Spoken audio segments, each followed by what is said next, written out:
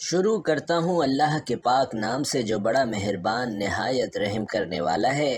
بڑے بڑے اللہ کے ولی کہتے ہیں کہ عصر کے وقت جو قرآن کی یہ صورت 4 بار پڑھ لیتا ہے، فرشتے ہاتھوں میں دولت لیے دوڑے دوڑے اس کے گھر آتے ہیں۔ محترم ناظرین، قرآن مجید کی وہ صورت جسے نماز عصر کے بعد پڑھنے سے اللہ اس بندے کو اپنا دوست بنا لیتا ہے، اور یہ صورت وہی پڑھتا ہے جسے اللہ چن لیتا ہے۔ ناظرین، نبی پاک صلی اللہ علیہ وسلم نے فرمایا کہ اس صورت کی تلاوت کو ترک نہ کرو، کیونکہ اس کی تلاوت کرنے والے کو اللہ دوست رکھتا ہے اور اپنے پسندیدہ بندوں میں شامل کر لیتا ہے۔ تو جو شخص ہمیشہ اس کی تلاوت کرتا ہے، خدا قیامت کے دن اس کا نامہ اعمال اس کے دائیں ہاتھ میں دے گا اور وہ بغیر حساب کے جنت میں داخل ہوگا، اور آخرت میں اسے اتنا اجر ملے گا کہ وہ راضی ہو جائے گا۔ قرآن کریم اللہ تعالیٰ کا کلام ہے جو اس نے قیامت تک آنے والے انس و جن کی رہنمائی کے لیے آخری نبی صلی اللہ علیہ وسلم پر وحی کے ذریعے نازل فرمایا۔ قرآن کریم اللہ تعالیٰ کی صفت ہے، مخلوق نہیں ہے، اور وہ لوح محفوظ میں ہمیشہ سے ہے۔ اللہ تعالیٰ کے جو فیصلے آسمانوں کے اوپر تحریر ہیں وہ کسی بھی تبدیلی سے محفوظ ہونے کے ساتھ شیاطین کے شر سے بھی محفوظ ہیں، اس لیے ان کو لوح محفوظ کہا جاتا ہے۔ اس کی شکل و صورت اور حجم کیا ہے ہم نہیں جانتے، مگر قرآن و حدیث کی روشنی میں ہم اس پر ایمان لائے ہیں۔ قرآن قرآ کا مصدر ہے جس کے معنی ہے پڑھی جانے والی کتاب۔ واقعی دنیا میں سب سے زیادہ پڑھی جانے والی کتاب قرآن کریم ہے، جس کے بغیر سمجھے بھی لاکھوں لوگ ہر وقت تلاوت کرتے رہتے ہیں۔ اللہ تعالیٰ نے متعدد جگہوں پر اپنے کلام پاک کے لیے قرآن کا لفظ استعمال کیا۔ ناظرین، اللہ تعالیٰ نے قرآن کریم کو قیامت تک کے آنے والے انسانوں کی ہدایت کے لیے نازل فرمایا ہے، مگر اللہ تعالیٰ سے ڈرنے والے ہی اس کتاب سے فائدہ اٹھاتے ہیں۔ ماہ رمضان کی ایک بابرکت رات لیلۃ القدر میں اللہ تعالیٰ نے لوح محفوظ پہ سمائے دنیا پر قرآن کریم نازل فرمایا، اور اس کے بعد حسب ضرورت تھوڑا تھوڑا حضور اکرم صلی اللہ علیہ وسلم پر نازل ہوتا رہا، اور تقریباً 23 سال کے عرصے میں قرآن کریم مکمل ہوا۔ قرآن کریم کا تدریجی نزول اس وقت شروع ہوا جب آپ صلی اللہ علیہ وسلم کی عمر مبارک 40 سال تھی۔ قرآن کریم کی سب سے پہلی جو آیتیں غار حرا میں اتریں، ناظرین، وہ سورۃ العلق کی ابتدائی آیات ہیں۔ اس پہلی وحی کے نزول کے بعد 3 سال تک وحی کے نزول کا سلسلہ بند رہا۔ 3 سال کے بعد وہی فرشتہ جو غار حرا میں آیا تھا آپ صلی اللہ علیہ وسلم کے پاس آیا اور سورۃ المدثر کی ابتدائی چند آیات آپ پر نازل فرمائیں۔ اس کے بعد حضور اکرم صلی اللہ علیہ وسلم کی وفات تک وحی کے نزول کا تدریجی سلسلہ جاری رہا۔ غرض تقریباً 23 سال کے عرصے میں قرآن کریم مکمل نازل ہوا۔ تلاوت قرآن ایک بہت ہی عظیم عبادت ہے۔ وہ اس طرح کہ قرآن پاک کا پڑھنا ہو یا پڑھانا ہو، سننا ہو یا سنانا ہو، سب ہی ثواب کے کام ہیں، اور تلاوت قرآن میں سب سے اہم بات یہ ہے کہ بندہ حرف ایک پڑھتا ہے لیکن ثواب اسے 10 نیکیوں کا ملتا ہے۔ چنانچہ نبی رحمت صلی اللہ علیہ وسلم کا فرمان ہے کہ جو شخص کتاب اللہ کا ایک حرف پڑھے گا اس کو ایک نیکی ملے گی جو 10 کے برابر ہوگی۔ حضور اقدس صلی اللہ علیہ وسلم نے فرمایا کہ بندے قرآن کے سوا کسی چیز سے خدا کا اتنا قرب حاصل نہیں کر سکتے جتنا قرآن مجید سے، یعنی تلاوت قرآن سے بندہ خدا کا سب سے زیادہ قرب حاصل کر سکتا ہے۔ ناظرین، تلاوت قرآن دلوں کو سکون دیتی ہے، اپنے ساتھ برکت لاتی ہے، ایمان کی لذت ملتی ہے، اللہ تعالیٰ کی خوشنودی حاصل ہوتی ہے۔ قرآن کی تلاوت سارے غموں کو بھلا دیتی ہے، مصیبتیں ٹال دیتی ہے، آخرت میں نجات دلائے گی۔ تلاوت قرآن کرنے والا گویا کہ اپنے رب سے مناجات کر رہا ہے۔ تلاوت قرآن عقل کو بڑھاتی ہے۔ اللہ تعالیٰ اپنے اخلاص کے ساتھ ہم سب کو قرآن پاک کی تلاوت کرنا نصیب فرمائے، آمین یا رب العالمین۔ حضور پاک صلی اللہ علیہ وسلم نے فرمایا کہ بے شک دلوں کو زنگ لگ جاتا ہے۔ عرض کی گئی یا رسول اللہ، ہم اس کی صفائی کس چیز سے کریں؟ ارشاد فرمایا کہ تلاوت قرآن اور موت کو بکثرت یاد کرنے سے۔ قرآن پاک وہ واحد کتاب ہے جس کا پڑھنا، سننا، دیکھنا اور چھونا سب عبادت اور ثواب کا کام ہے۔ قرآن پاک روشنی ہے، نور ہے، سامان نجات ہے، ذکر حکیم ہے اور صراط المستقیم ہے۔ اس کے فضائل بے شمار ہیں، اس کی تلاوت کا اجر و ثواب بے حد و حساب ملتا ہے۔ قرآن حکیم اللہ تعالیٰ کی نازل کردہ کتاب ہے۔ اس میں پوری انسانیت کے لیے رشد و ہدایت اور کامیابی و کامرانی کا سامان موجود ہے۔ یہ کتاب بندوں کو خالق سے ملاتی ہے، گمراہوں کو صراط مستقیم کا پتہ بتاتی ہے، اجڑے دلوں میں ایمان و یقین کے سبزے اگاتی ہے، قلب و جگر کو تقویٰ اور طہارت کے نور سے منور کرتی ہے، مایوسی میں ڈوبی ہوئی زندگیوں میں امید اور آس کی شمع روشن کرتی ہے، روحانی اور جسمانی امراض کا صفایا کرتی ہے، پریشانیوں کو دور کر دیتی ہے، اور اس کے علاوہ نہ جانے کتنی صفات کی حامل یہ بے نظیر کتاب ہے۔ ناظرین، یوں تو انسانوں کی رشد و ہدایت کے لیے متعدد صحیفے نازل کیے گئے، جن میں سے بیشتر حوادث کی نظر ہو گئے، اور کچھ باقی رہے تو گزرتے وقت کے ساتھ ان میں تحریف و ترمیم ہوتی رہی، حتیٰ کہ وہ اپنی اصل شکل اور صورت سے بالکل منحرف ہو گئے۔ لیکن یہ قرآن کریم کا امتیازی وصف ہے کہ اس کی حفاظت کی ذمہ داری خود اللہ نے لے رکھی ہے، اور اس کی حفاظت کے لیے ایسا وسیع اور عالمگیر نظام قائم فرمایا ہے جس کے نتیجے میں اس کا ایک حرف تو کیا، ایک نقطہ بھی آلودہ تحریف نہ ہو سکا، اور انشاءاللہ نہ ہو سکے گا۔ اللہ تعالیٰ نے لاکھوں کی تعداد میں حفاظ اور قراء اور علماء و مفسرین پیدا کر دیے، جن کا شب و روز قرآن کے پڑھنے پڑھانے اور اس کو سمجھنے سمجھانے میں وقت گزرتا ہے۔ وہ ہمتاً قرآن کریم سے وابستہ رہتے ہیں اور اس کے علوم و معارف سے فیض یاب ہوتے رہتے ہیں۔ یقیناً ان سے بڑا خوش نصیب اور کامیاب و کامران روئے زمین میں کوئی بھی نہیں، اور ہو بھی کیسے سکتا ہے۔ بھلا ان افراد کے مقام و رتبے تک کس کی رسائی ہو سکتی ہے جو خدا کے اس نظام کا حصہ ہیں جو اس نے حفاظت قرآن کے لیے مقرر کیا ہوا ہے۔ بے شک قرآن کریم دنیا کی تمام کتابوں سے بہتر، فائق و برتر ہے۔ اس کی صداقت و حقانیت روز روشن کی طرح عیاں ہے۔ اس کی حلاوت و شیرینی اور اثر آفرینی ایسی ہے کہ لوگ دیوانہ وار اس کی طرف کھینچے چلے آتے ہیں۔ دنیا میں سب سے زیادہ پڑھے جانے کا اعزاز بھی ناظرین قرآن ہی کو حاصل ہے۔ بے شک یہ کتاب تمام کتابوں سے افضل ہے، جیسا کہ ایک روایت میں ہے کہ اللہ کے کلام کی فضیلت تمام کلاموں پر ایسی ہے جیسے اللہ کا مقام تمام مخلوقات کے مقابلے میں۔ بھلا اللہ کے مقابلے میں اس کی مخلوقات کی کیا حیثیت ہے؟ ٹھیک اسی طرح قرآن کے آگے دوسری کتابوں کی بھی کوئی حیثیت نہیں۔ قرآن کریم پڑھنے کی بہت سی فضیلتیں احادیث میں بیان کی گئی ہیں، جن میں ایک مشہور روایت یہ ہے کہ حضرت عثمان رضی اللہ تعالی عنہ سے روایت ہے کہ رسول علیہ الصلاۃ والسلام نے فرمایا، تم میں سے بہترین شخص وہ ہے جو قرآن سیکھے اور سکھائے۔ رسول اللہ صلی اللہ علیہ وسلم کا یہ خطاب تمام بنی نوع آدم سے متعلق ہے کہ تمام انسانوں میں بہتر و افضل ترین شخص وہ ہے جو ان دو صفات کا حامل ہو، اول یہ کہ قرآن پڑھتا ہو، اور دوم یہ کہ دوسروں کو قرآن کی تعلیم دیتا ہو۔ اب ظاہر ہے کہ قرآن کریم میں جو علوم ہیں وہ تمام علوم میں سے افضل و اشرف ہیں، لہٰذا افضل ترین علوم میں مشغول ہونے والا انسان بھی تمام انسانوں سے افضل ہوگا۔ حضرت ابو ہریرہ رضی اللہ تعالی عنہ روایت کرتے ہیں کہ نبی علیہ الصلاۃ والسلام نے فرمایا، اللہ تعالیٰ کو کسی چیز کو ایسے پیار اور محبت سے نہیں سنتا جتنا کہ وہ اس نبی کی آواز کو کہ جو خوش الحانی کے ساتھ قرآن پڑھے۔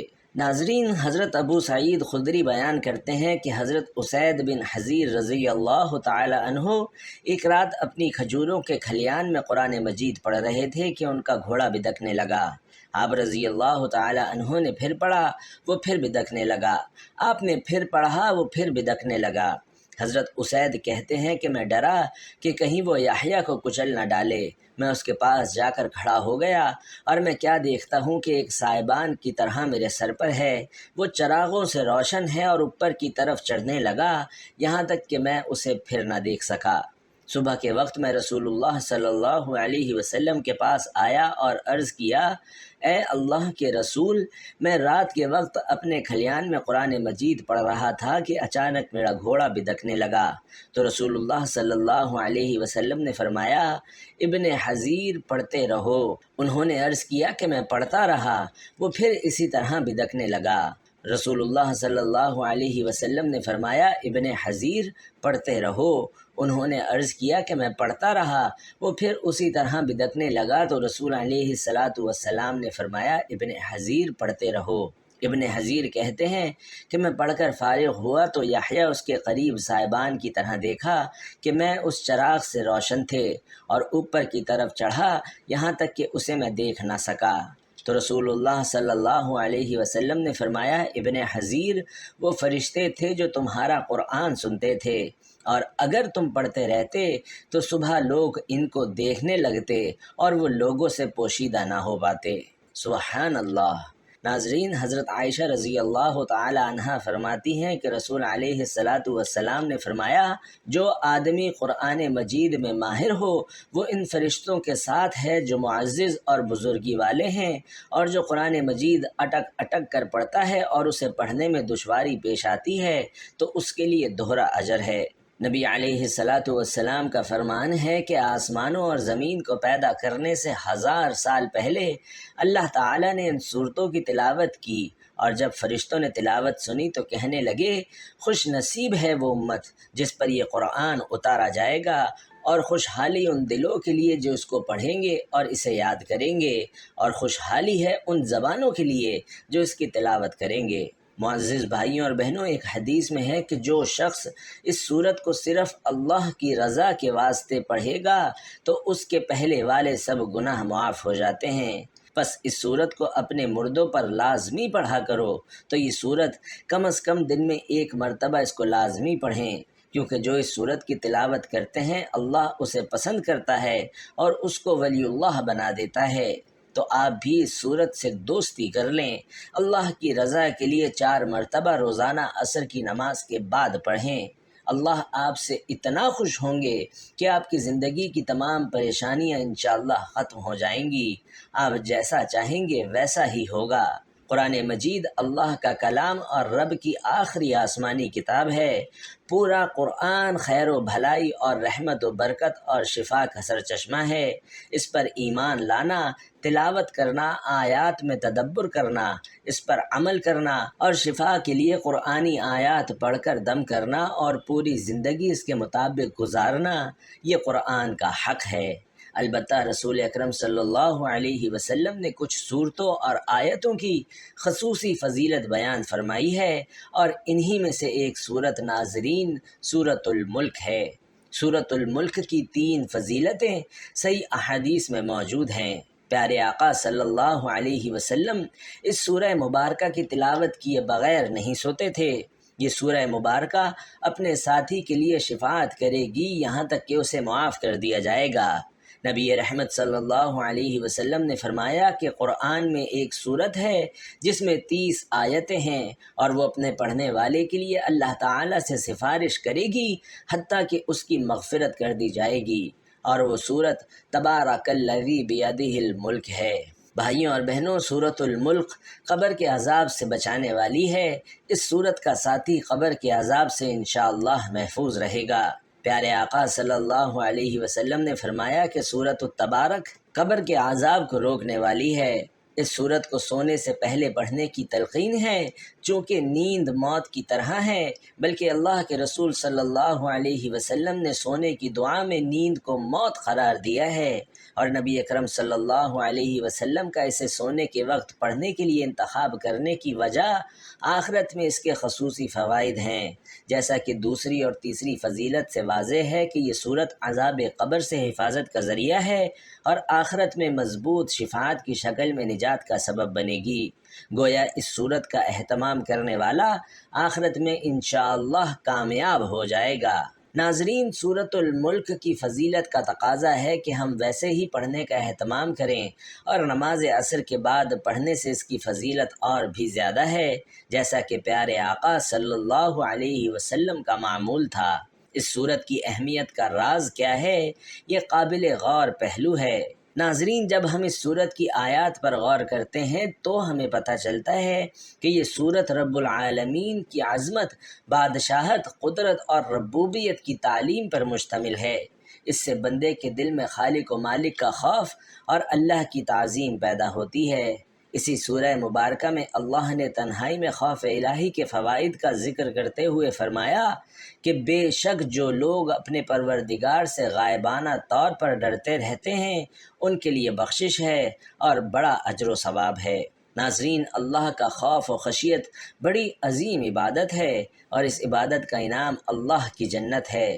سورۃ الملک زندگی کا مقصد، خالق کائنات کی تعظیم اور رب العالمین کی محبت سکھاتی ہے۔ رب عزیز کی قوت و طاقت کا درس دیتی ہے، رب سے بغاوت اور کفر کے برے انجام سے ڈراتی ہے اور بندگی کرنے والوں کے لیے سعادت عظمیٰ کی بشارت سناتی ہے۔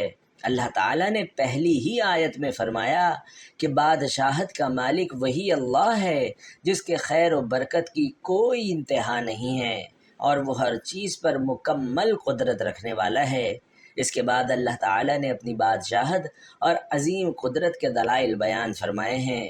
موت اور زندگی کا خالق بھی اللہ ہے اور اس زندگی کا مقصد آزمائش اور امتحان ہے کہ کون سب سے بہترین عمل کرنے والا ہے۔ 7 بلند و بالا، تہ بتہ عالی شان آسمان جس میں کوئی شگاف اور خلل نہیں ہے، اسی ایک اللہ نے بنایا ہے۔ قیامت واقع ہونے والی ہے اور اللہ نے شیاطین اور کفار کے لیے خوفناک جہنم تیار کر رکھی ہے اور پرہیزگاروں کے لیے جنت تیار کر رکھی ہے۔ زمین کی تخلیق، چلنے کے لیے ہموار راستے، رزق کی فراوانی اور زمین کی نرمی اللہ کی قدرت کی دلیل ہے۔ پرندے جو فضا میں پرواز کر رہے ہیں اور اپنے پروں کو پھیلاتے اور سمیٹتے ہیں، یہ اسی رب العالمین کی قدرت ہے کہ وہ فضا میں باقی رہتے ہیں۔ انسانوں کو رب نے پیدا فرمایا، کان، آنکھ، دل عطا فرمائے، روزی کا بندوبست فرمایا۔ یہ رب کی بادشاہت اور قدرت و رحمت کی دلیل ہے۔ قیامت کا آنا یقینی ہے، لیکن اس کا علم صرف اور صرف اللہ کو ہے۔ آخری آیت نمبر 30 میں فرمایا کہ پانی جس پر تمہاری زندگی کا مدار ہے وہ بھی رب کی رحمت کی وجہ سے بآسانی مل جاتا ہے، ورنہ وہ چاہے تو پانی اتنی گہرائی میں کر دے کہ تم اسے کسی بھی صورت حاصل نہ کر سکو۔ جس اللہ کی یہ شان ہے کہ تم اپنی زندگی کی ہر ضرورت میں اس کے محتاج ہو، اس اللہ سے بغاوت کرنا کتنا بڑا جرم ہوگا۔ شرک کرنا اور اللہ کی آیت کا انکار کرنا، بلکہ اللہ کے رسولوں کو جھوٹا اور گمراہ قرار دینا کتنی جرت اور دیدہ دلیری اور ہٹ درمی کی بات ہے۔ کیا سمجھدار اور انصاف پسند انسان ایسا کر سکتا ہے؟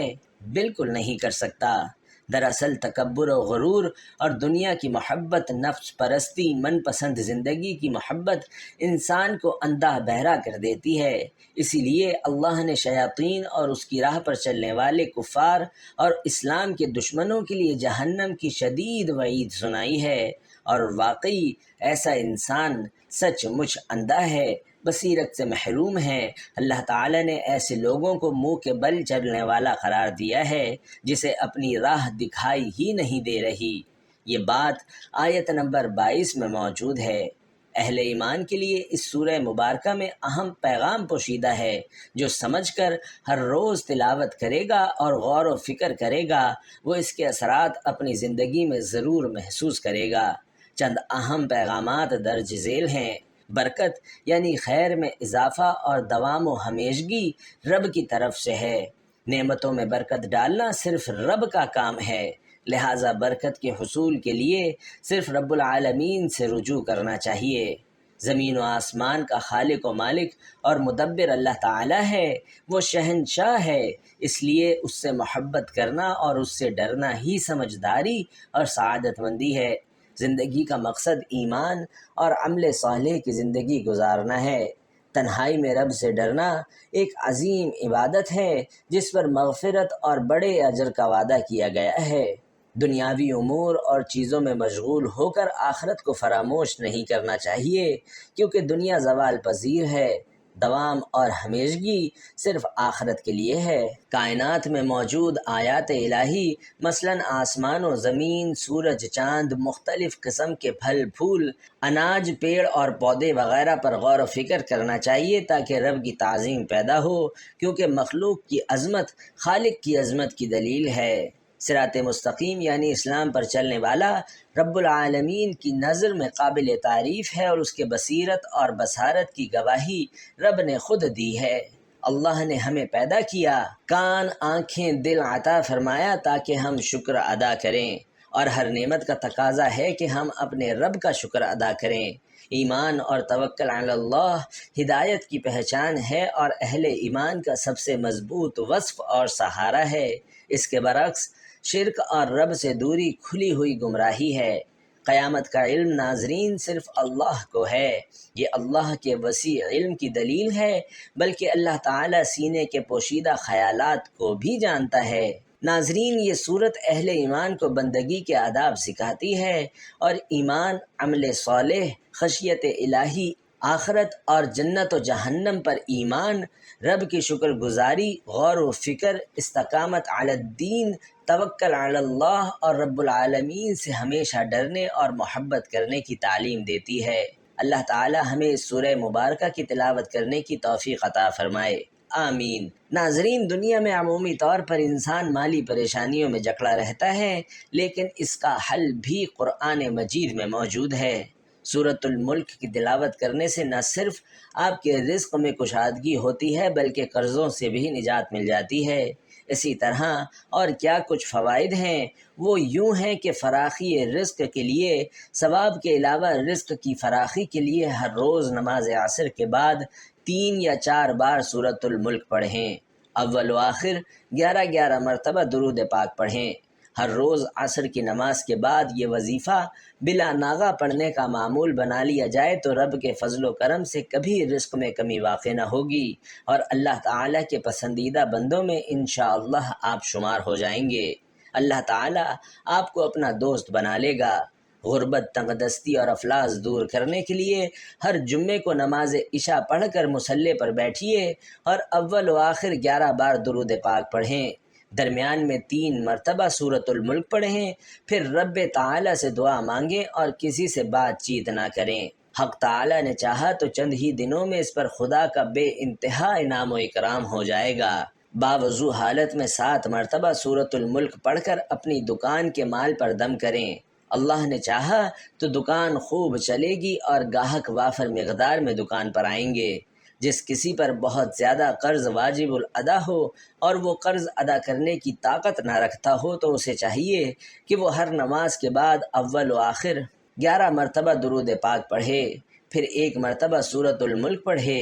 حق تعالیٰ نے چاہا تو غیب سے قرض کی ادائیگی کا سامان پیدا ہوگا اور پریشانی جاتی رہے گی۔